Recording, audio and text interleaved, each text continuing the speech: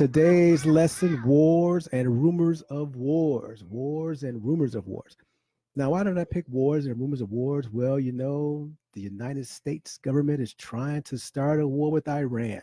They went and killed the #2 guy in Iran, the most popular hero that the Iranians had, and some Iraqis. He fought against ISIS and Al Qaeda. As a matter of fact, he fought against them along with the United States for a while. You go back in some history and read about Soleimani. And there's another guy that he was from Iran. The United States government is trying to say he was a terrorist. He's not a terrorist. He's a general in the army. What's he doing that's any different than a general in the United States Army? Fighting for the country, right? Who invaded Iran? Who invaded Iraq? Who did he help Iraq defeat? Unfortunately, it was the United States that invaded Iraq and are still there. And also a guy that was killed in Iraq was a leader of one of the Iraqi armies. It was all those who got two big people in Iran and Iraq killed by the United States, and they are not happy. Did you see those funeral services? Millions of people look like to me. And the Iraqi government even asked the United States to leave now. That's how PO'd they were. Anyway, wars and rumors of wars. And does that really mean anything? But then we got wars going on. There are wars going on all over the world. This United States, Iran, the United States has been trying to start wars with everybody, haven't they? Venezuela. They did go to war with Libya, Iraq, Afghanistan, Syria. These are places. Sudan, I think, and Niger. Not sure. So how many wars is just the United States in? What about the rest of the whole other nations in this world? They're all at war with somebody. We're going to read some of them. But let's start this out in Matthew chapter 24. Matthew 24, and we're going to pick it up at verse 1. And let me get my trusty handy Bible together. Matthew 24, and we're going to read verses 1 and 2. Well, we're going to pretty much read this whole chapter. This is what the lesson is. The whole chapter is Matthew 24. We're going to bounce around some other stuff and some historical stuff. But Matthew 24 and verse 1. Matthew 24, 1. And Jesus went out and departed from the temple, and his disciples came to him to show him the buildings of the temple. Now, this is the temple, the second temple. The first one that Solomon built was destroyed by Babylonians. This is the second one. After the captivity of 70 years in Babylon, the Persian king Artaxerxes, Cyrus, I think it might have been Cyrus. Anyway, Persian king let Nehemiah and Ezra and some children of the Israelites go back and rebuild Jerusalem, and they went back and they built the second temple. And Herod, who was not an Israelite but was an Edomite that took on the Jewish faith, that's important. Also, I think he had it redone or renovated or something. But back again, and Jesus went out and departed from the temple, and his disciples came to him to show him the buildings of the temple. Verse 2. And Jesus said unto them, see ye not all these things, all the builders of the temple? Verily I say unto you, there shall not be left here one stone upon another that shall not be thrown down. Now, just to learn something on our way to learning something. Jesus said, there shall not be left here one stone upon another that shall not be thrown down. So every stone in that all those temple builders were going to be demolished, thrown down to the ground, every single stone. So what is that Wailing Wall or that Western Wall over in Jerusalem that they're praying at?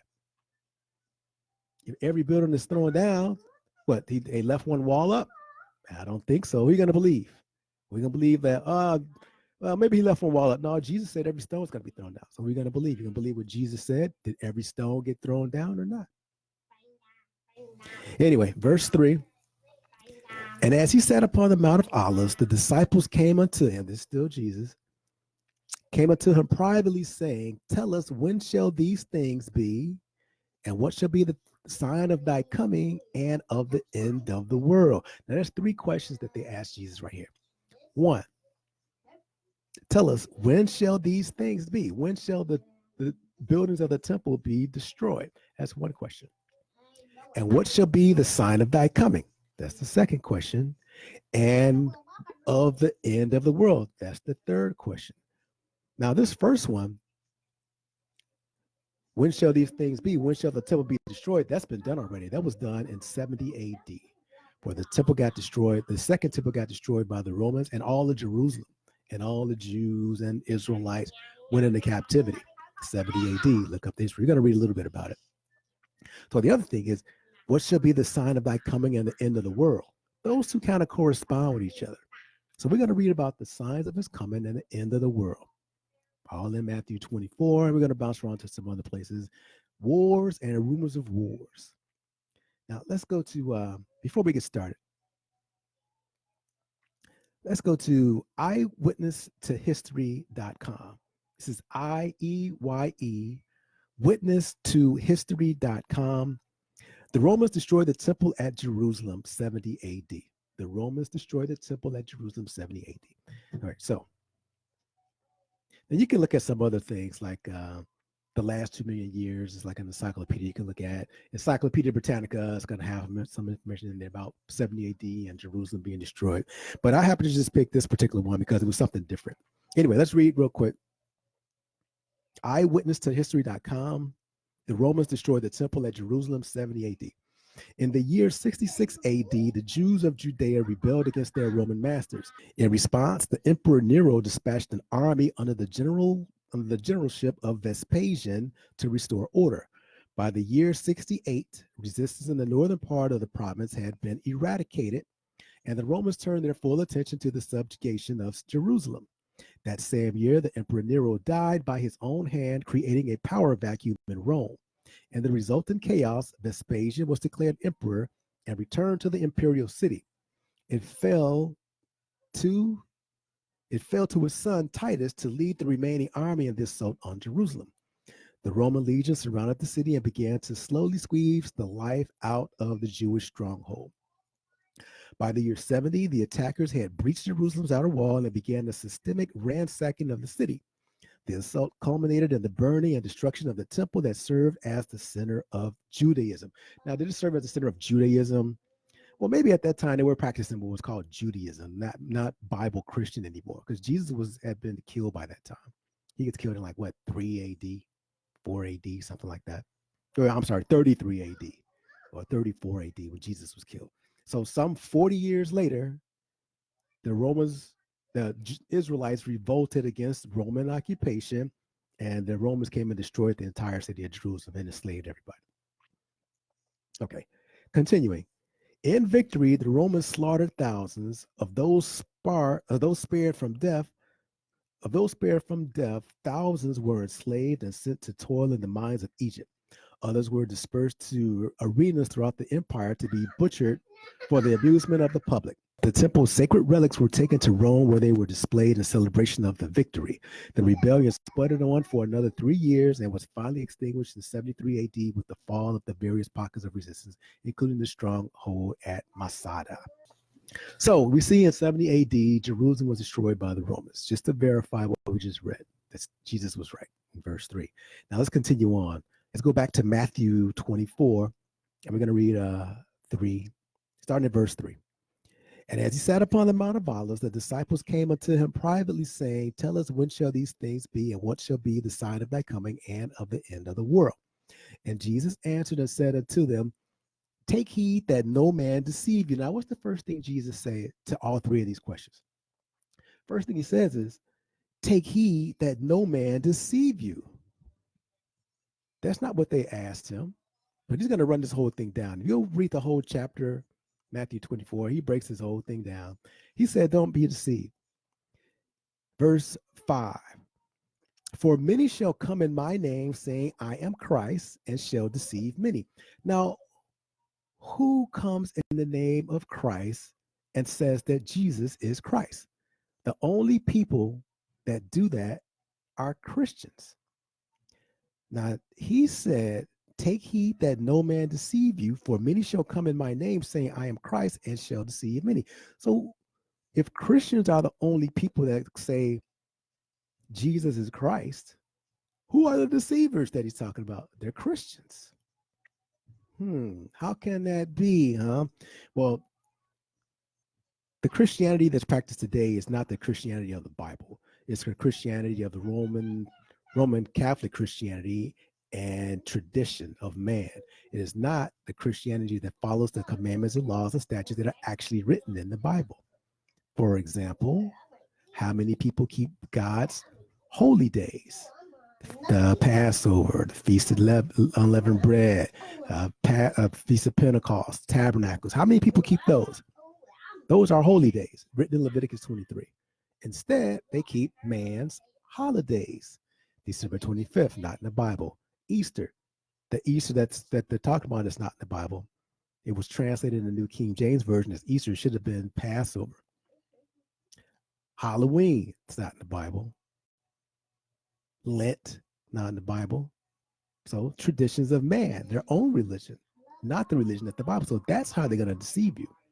They're bringing his name, but not his doctrine. Verse 6.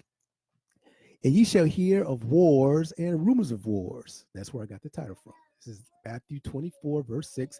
And ye shall hear of wars and rumors of wars. See that ye be not troubled, for all these things must come to pass, but the end is not yet. So all these wars and rumors of wars that we're hearing, that's not it yet. So there's going to be wars. And we're going to read about some of them too. Going to be wars, but Jesus says that's not the end yet. So this war that the United States might start with Iran, it may happen. It's not the end of the world yet. It's the beginning of the sorrows, though. And don't get me wrong, it's going to be sorrowful. And it's the beginning, and it's going to get worse and worse from there. If it happens. I'm not even sure that the United States is going to go to war with Iran. I don't even know. But if it does, then it's just fulfilling whatever the prophecy is anyway, right? Of wars and rumors of wars. Verse 7. For nation shall rise against nation and kingdom against kingdom. Don't we have that today? And there shall be famines and pestilences and earthquakes in diverse places. Don't we have that today? Let's go to that. Let's look at this. So we know that there's wars and rumors of wars. We're going to read some of those. But first, he also said there's going to be famines and pestilences and earthquakes. This is from historyguide.com. Historyguide.com. And I just looked up like world conflicts. New and recent world conflicts. Okay, this is like the wars. Well, you know what? Why don't we do let's read the wars first. Let's do the wars. Because that's what the title is, Wars and Rumors of Wars. Just a little quick, wars. All right. New and recent conflicts of the world. Now, he breaks this down. There are like 4 categories here. I'm going to read the first one.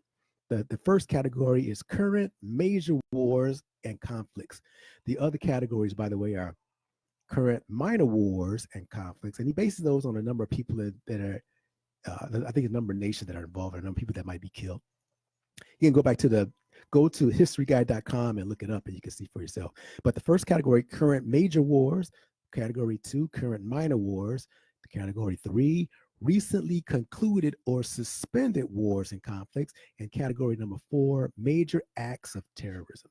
We're only going to read the first one, because that's a bunch, and that's like we don't really have a whole lot of time. So why don't we just read that one? Current major wars and conflicts in the world. Major conflicts are defined here as wars and conflicts in which more than 1,000 people have died, involve more than one nation for internal conflicts, or more than 2 nations for international conflicts, and or have the near-term potential to turn into a multinational regional conflict. Here's an alphabetical listing. I'm not sure if all this is an alphabetical one. Here we go. Afghan War, part of America's worldwide war on terrorism. Al-Aqsa Intifada, Israeli-Palestinian conflict. Algerian Civil War, 1992 to present. Bas Separatist conflict, 1958 to present. Burma-Myanmar Civil War, 1948 to present. Burundi Civil War, 1994 to present. Colombian Civil War, 1964 to present. That means this stuff is still going on. Congo Second Congolese War. This is a regional war, 1998 to present. Chechnya, Russia, Second Chechnya War.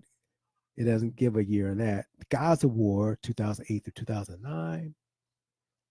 Renewal of the Israeli-Hamas conflict as Israel responded to Hamas rocket attacks, with air and ground attacks being on December 27, 2008. No-fly zone war, Iraq coalition conflict, 1992 to 2003. Israeli airstrikes on Syrian forces in Lebanon, part of ongoing conflict. All right. July 1, 2001, Israeli warplane struck a Syrian army. Okay, April 15, 2001, Israeli bomb. Okay, enough fire Israel. Israeli bombing people. Israel bombing people. Israeli-Palestinian conflict, see Al-Aqsa Intifada. Gaza Strip conflict, Gaza war. Let's just keep going. Ivory Coast Civil War. This is from September 2002 to 2007. Kashmir conflict, 1991 to present. Intense clashes along the LOC. I'm not sure what the LOC is, but that's 2001 continuing. Terrorist rebel attack on the Indian parliament in New Delhi. That was in 2001, Kashmir terrorists. Liberian Civil War, doesn't give a year. Nepal Civil War, 1996 to present. I'm only on the ends, and this is just the major ones. There's other stuff. There's three other categories we haven't gotten to. North Lebanon conflict, 2007. Northern Ireland conflict, 1969 to present. Philippines conflict, Muslim rebellion in the southern Philippines, 1969 to present. New People's Army Rebellion, 1969 to present. Rwandan Civil War, 1994 to present. Sri Lankan Civil War, 1983 to present. Sudanese Civil War, 1983 to present. Ugandan Civil War, 1980 to 2017. All right, that's it for the major wars. And there's like detailed information of all these if you go back and read it. I'm just giving you the title and some of the years that were in there from the historyguy.com. Now, you can go to like other sites, like governmental sites, and they'll probably give you more information just to give you an idea that there's wars and rumors of wars going on. And they've been going on for a while, even back if we're in Bible days, but back in these medieval times, there's always been wars, but I don't think there's been to this magnitude of on this level of wars.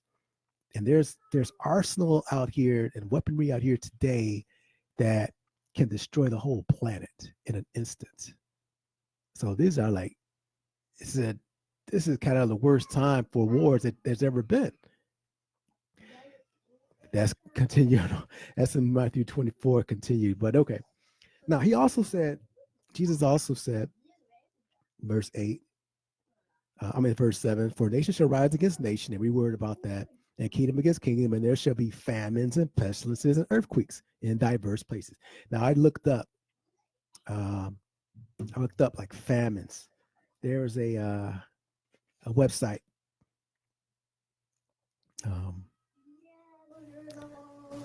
Ourworldindata.org. Ourworldindata.org. And I looked up famines. Definition of famine. A famine is an acute episode of extreme hunger that results in excess mortality due to starvation or hunger-induced diseases.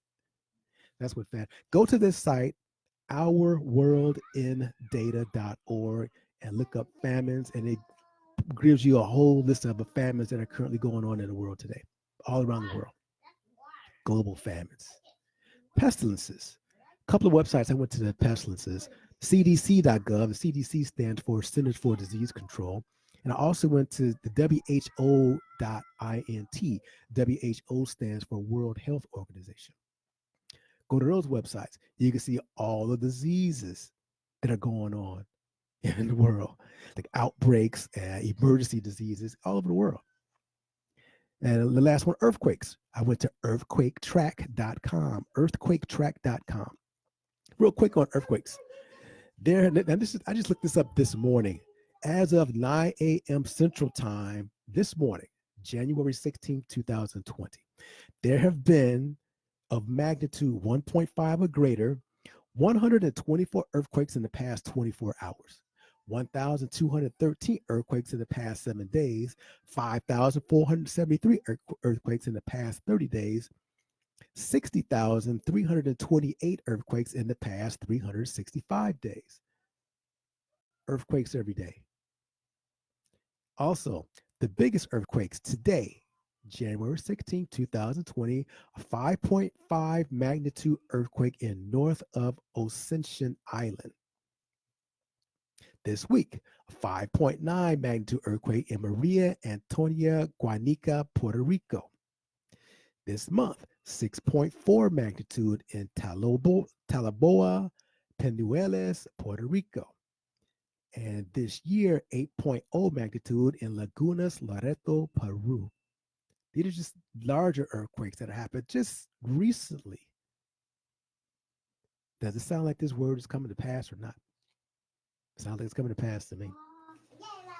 Let's keep going back to the Bible. Let's go back to Matthew 24. Matthew 24, we're going to pick it back up at verse 9. Read 9 through 12. Matthew 24, verse 9 through 12. Then shall they deliver you up to be afflicted. Now, Jesus is talking to his disciples. And who is this you that he's talking about? Then they shall deliver you up to be afflicted and shall kill you. So now some of the disciples were killed after Jesus died. But this is talking about the famines and the earthquakes and the pestilences and the wars and the rumors of wars that are going on like right now. So who are these? This you. These are the true saints, the people that keep the commandments of God and have the faith of Jesus Christ, the elect. That's today. The people that are doing this thing, those are the ones, they shall deliver you up to be afflicted and shall kill you. It hasn't happened yet. And ye shall be hated of all nations for my name's sake. Now that's kind of going on right now. If you try to bring this word to someone that's actual Bible, first of all, you try to show somebody something in the Bible, they're like, close the Bible, I don't want to see it. That'll end the conversation. Go to I remember I was at this get together, and me and a brother started talking about what you can eat because we had some pizza there, right? And there was sausage on the piece, like pork sausage. And I was like, can't eat pork sausage. It goes against the dietary law. And this one brother was like, oh, that got ended. And that was done away with when Jesus died. I'm like, no, it hasn't. He was like, yes, it is. I'm like, well, let's read it in the Bible. Never mind. I don't want that. Never mind. No, didn't want to open up the book. That's just one little incident. So I'll tell you right there, you bring this Bible, they will run away from you. So, but not only that, if you actually start reading the word tomorrow, last week we talked about Jeremiah putting in the stocks. He was giving them the true word of God. They didn't want to hear it. They put them in the stocks. They want to keep their traditions. There's scriptures throughout the Bible. All the prophets, not all the prophets, but the prophets were killed. Disciples were killed for bringing the true gospel. Just think about the Spanish Inquisition. When people didn't follow that word, they wanted to follow the true gospel. They got killed and tortured if they didn't confess to the Catholic religion at the time. Anyway, think of something on your way to learn something. Then shall deliver you up to be afflicted and shall kill you, and ye shall be hated of all nations for my name's sake. And then shall many be offended and shall betray one another and shall hate one another. We got that today. Just look at the United States. Just go on Twitter or go on Facebook and look at the comments that people have back and forth about each other. Verse 12, and because iniquity shall abound, the love of many shall wax cold. Now, iniquity is, in the Bible, iniquity is sin. And sin is the transgression of the law, like the commandments and laws and statutes. That's, if you go against those, you're committing iniquity. But let's read the Webster Dictionary definition of iniquity. The quality of being unfair or evil, something that is unfair or evil. Gross injustice, wickedness, a wicked act or thing. Sin. That's what iniquity is. Let's keep going. Matthew, pick it up at verse 13. We're going to read 13 through 28 now. Matthew 24, verse 13. But he that shall endure until the end, the same shall be saved. So if you stay in this word, keep doing what the Bible says, keep the faith of Jesus Christ, and endure it to the end, you'll be saved. 14. And this gospel of the kingdom shall be preached in all the world for a witness unto all nations, and then shall the end come. So these wars and these rumors of wars that are going on, that is not the end, that is the beginning of the end. And actually, the beginning of the end actually started after the death of Jesus Christ. If you go back to The end times began back when Jesus, after Jesus died. Go back to Acts, you can read it. Verse 15. When ye therefore shall see the abomination of desolation. Oh, now here's one of the signs. Now these are all signs that Jesus talking about. Remember the three questions. When shall the temple be torn down? That was done. What is the sign of your coming and the end of the world? So here's a sign. This is probably one of the most important signs. When ye therefore shall see the abomination of desolation, spoken of by Daniel the prophet, stand in the holy place, whoso readeth, let him understand. So who's the abomination of desolation? If we know who that is, and when we see this person stand up, then we know that's a sign that Jesus is about to return. As a matter of fact, 3.5 years after this abomination of desolation shows up is when Jesus returns and the end of the world starts. So let's go to Daniel. We're going to go to Daniel chapter 8 and read about this abomination of desolation. Daniel chapter 8. You can read chapter 9 too, but we're going to go to chapter 8. I read about the abomination of desolation, and the little horn waxes great. Okay. In the 3rd year of the reign of King Belshazzar, a vision appeared unto me, even unto me, Daniel, after that which appeared unto me at the first. And I saw in a vision, and it came to pass when I saw that I was at Shushan in the palace, which is in the province of Elam. And I saw in the vision, and I was by the river of Ulai. Then I lifted up my eyes and saw, and behold, there stood before the river a ram, which had 2 horns. And the 2 horns were high, but one was higher than the other, and the higher came up last. Verse 4. And I saw the ram pushing westward and northward and southward, so that no beast might stand before him, neither was there any that could deliver out of his hand. But he did according to his will and became great. And as I was considering, behold, an he-goat came from the west on the face of the whole earth and touched not the ground, and the goat had a notable horn between his eyes. Now remember, we're talking about this, we're looking for the abomination of desolation here. Verse 6, and he came to the ram which had 2 horns, which I had seen standing before the river, and ran unto him in the fury of his power. And I saw him come close unto the ram, and he was moved with choler means hatred, against him, and smote the ram and brake his 2 horns, and there was no power in the ram to stand before him, but he cast him down to the ground and stamped upon him, and there was none that could deliver the ram out of his hand. Verse 8. Therefore the he-goat waxed very great, and when he was strong, the great horn was broken. And for it came up 4 notable ones toward the 4 winds of heaven. And out of one of them came forth a little horn which waxed great. Now this little horn is the abomination of desolation. And out of one of them came forth a little horn which waxed exceeding great toward the south and toward the east and toward the pleasant land. And it waxed great even to the host of heaven.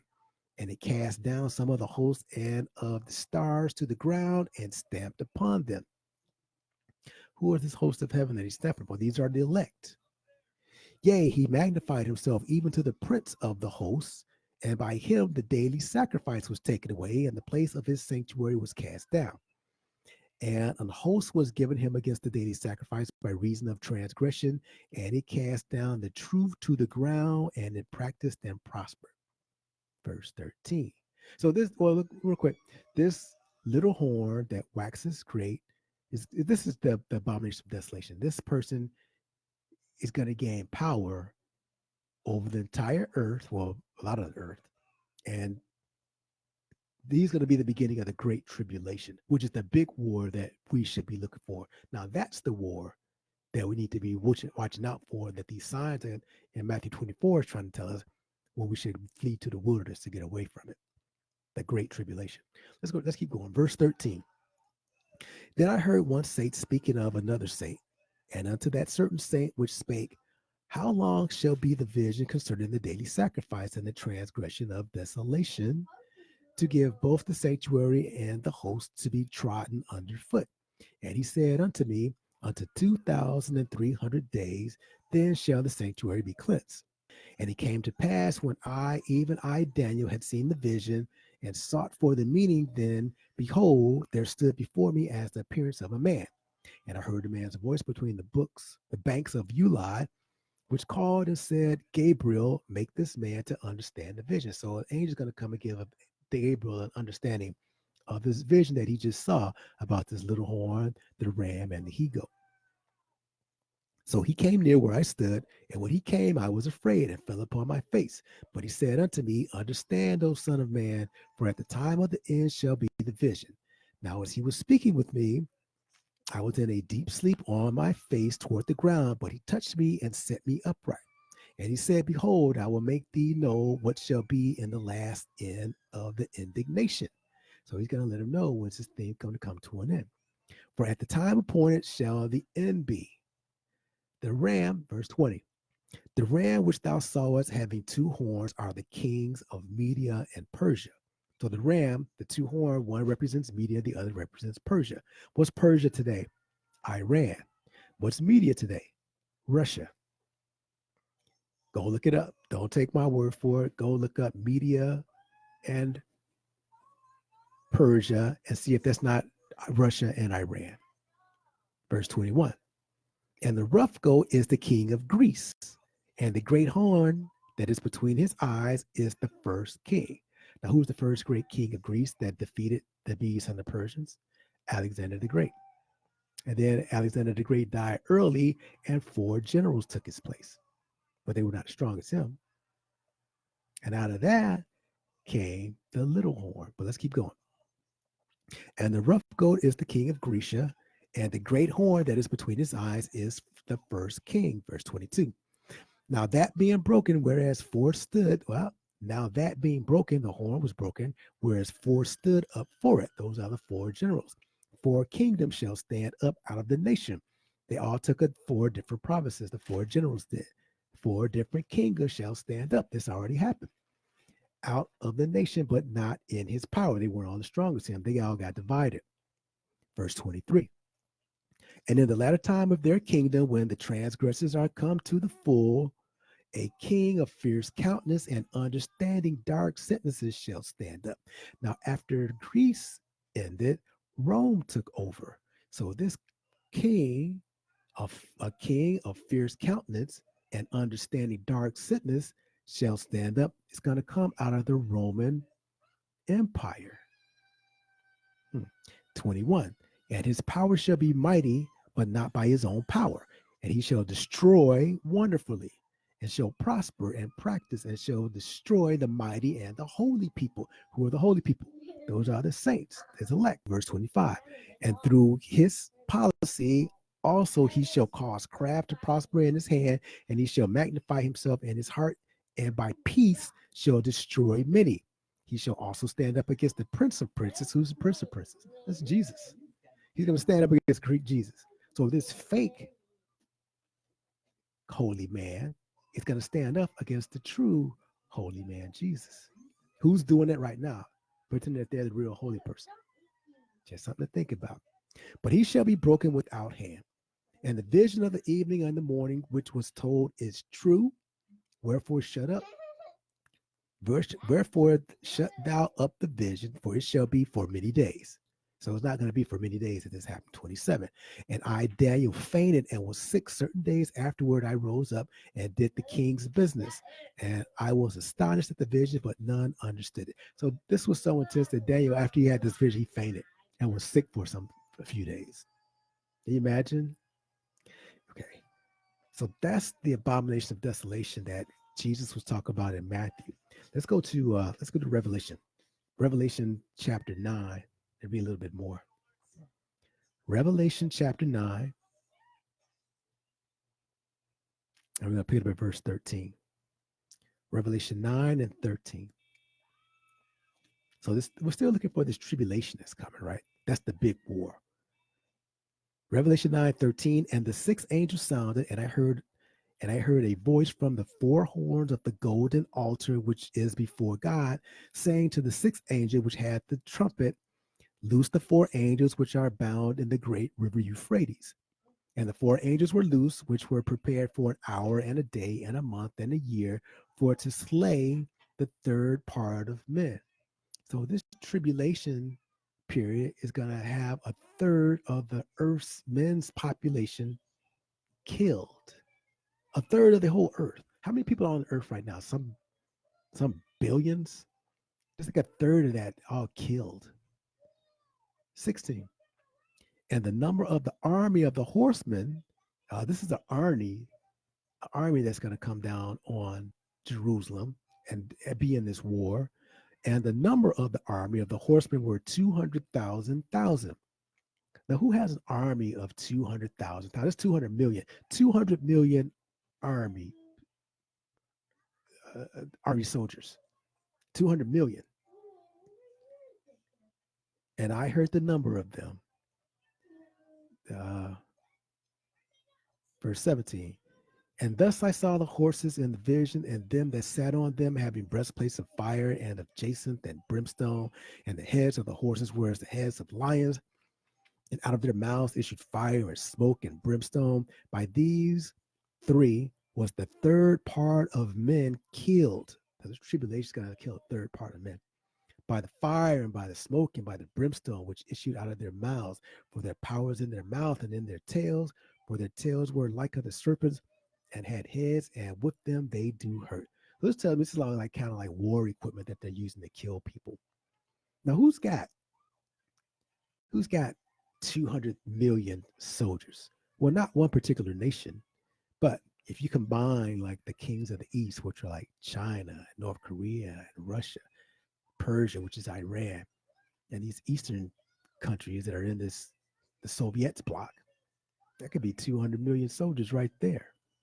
And they're going to cross the river Euphrates to get to Jerusalem. Let's go to Revelation chapter 16 and pick it up at verse 12. Revelation 16, verse 12. Because with these trumpets, when you hear the trumpet, there's also a vial that's poured out. So this is like a continuation. The trumpet sounded, the vial is, and then we saw what happened when the trumpet sounded. Let's read when the vial is poured out. Revelation 16, verse 12. And the sixth angel poured out his vial upon the great river Euphrates, and the water thereof was dried up, that the way of the kings of the east might be prepared. So the river Euphrates is going to get dried up. The kings of the east are going to cross it with their 200 million soldiers. 13. And I saw three unclean spirits like frogs come out of the mouth of the dragon, and out of the mouth of the beast, and out of the mouth of the false prophet. For they are the spirits of devils working miracles, which go forth unto the kings of the earth and of the whole world, to gather them to the battle of the great day of God Almighty. Verse 15. Behold, I come as a thief. Blessed is he that watcheth and keepeth his garments, lest he walk naked and they see his shame. Verse 16. And he gathered them together into a place called in the Hebrew tongue Armageddon. So this is where this army, this war, this is the third war, the big third war, the tribulation, great tribulation is going to take place. Armageddon. Let's go back to Matthew 24 and pick it up at 29. We're almost done. Matthew 24, verse 29. Still nobody yet. Okay, so that's the Great Tribulation, which is the last big war, but it's not over yet. So that's the sign that's the sign of Jesus coming and the end of the world. That was all wars and rumors of wars. Now the sign of Jesus Christ coming and the end of the world. Matthew 24, verse 29. Immediately after the tribulation of those days shall the sun be darkened, and the moon shall not give her light, and the stars shall fall from heaven, and the powers of the heavens shall be shaken. Excuse me. And then shall appear the sign of the Son of Man in heaven. Ta-da. And then shall all the tribes of the earth mourn, and they shall see the Son of Man coming in the clouds of heaven with power and great glory. And he shall send his angels with the great sound of a trumpet, and they shall gather together his elect from the four winds, from one end of heaven to the other. Now, this heaven that he's talking about here is the earth. There are no people in heaven right now, no man, no flesh and blood in heaven. So how is he going to gather this is the people from the heavens, from one end of heaven to the other? It's talking about the earth. All the saints and elect are going to be gathered from the earth at this time. Let's go to Zechariah, the book of Zechariah, chapter 14. You're going to read 1 through 9. Zechariah is like the next to last book in the Old Testament. Zechariah chapter 14, and we're going to pick it up at verse 1. Zechariah 14, we're going to read 1 through 9. Behold, the day of the Lord cometh, the day of the Lord. And thy spoil shall be divided in the midst of thee. For I will gather all nations against Jerusalem to battle. And the city shall be taken, and the houses rifled, and the women ravished. And half of the city shall go forth into captivity. Sounds like 70 AD, because that's what happened. And the residue of the people shall not be cut off from the city. Then shall the Lord go forth and fight against those nations, and when he fought in the day, as when he fought in the day of battle. And his feet shall stand in that day upon the Mount of Olives, which is before Jerusalem on the east, and the Mount of Olives shall cleave in the midst thereof toward the east and toward the west, and there shall be a very great valley, and half of the mountain shall be moved toward the north, and half of it toward the east, toward the south. Now, Jesus was on the Mount of Olives when he was talking to the disciples. It's one of the spots that he went. Verse 5.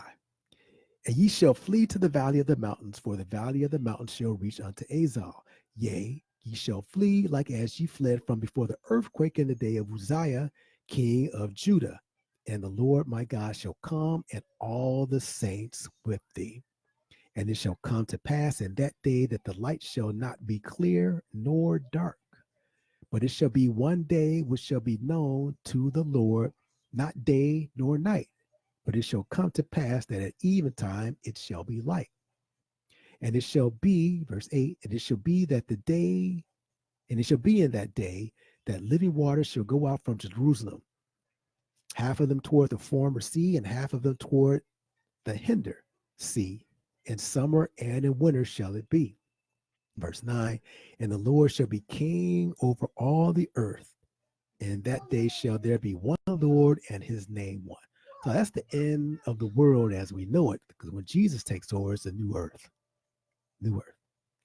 One last place to go, Matthew chapter 24. Well, we don't really have to go there. This is just the end of it all. Matthew chapter 24. Matthew 24. I was going to read 32 through 51, but you can go ahead and read that one on your own, because we already read about all the stuff that's going to happen next on the show when judgment day comes, the great tribulation, and what you really should be looking for. So this war, these wars that are going on right now, and these rumors of wars, they're going to be continuing on. They're going to become more and more prevalent. As you see, it's still going on, right? But what you look for is the abomination of desolation. I'm just going to I'm going to tell you right out, the Pope is going to go to Jerusalem after the Jews in Jerusalem are going to build a third temple. And the Pope is going to go and sit in that temple and make himself king. That is the abomination of desolation that is talking about. And the Jews are going to be sacrificing animals. They're already practicing it now. But when the Pope gets there, he's going to stop those sacrifices. That's what we read in Daniel. He's going to stop the daily sacrifices. And he's going to, by peace, destroy wonderfully.